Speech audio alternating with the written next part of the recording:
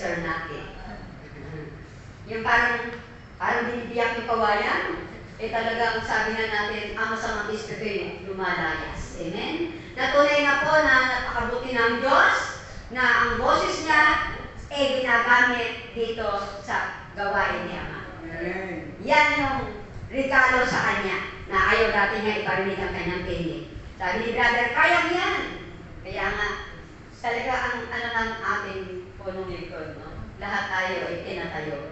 Dahil kahit na mahina ang iyong loob, lalakas ang iyong loob. Amen. Kaya nga, lakasan na ninyo ang loob nyo. Dahil kayo na rin ang susunod dito tatayo. Amen? Amen. Kasama ba natin siya? Yun na Sabi nga natin, mapalad ang nananalig sa Diyos. Mapalad ang mga taong may takot sa Diyos. Dahil tayong lahat ay pagpapalain kung tayo'y sumusunod sa Kanyang kalooban. Amen? Okay, sabi nga natin, hindi ko napahabay ng aking... Okay, tatawain ko na po.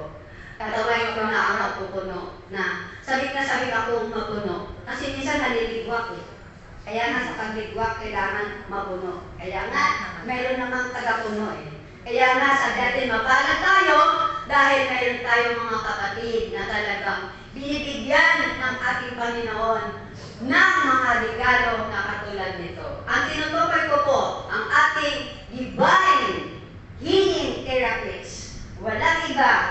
Test 1 hilang. Palakpakan po natin ang ating buhay na Panginoon.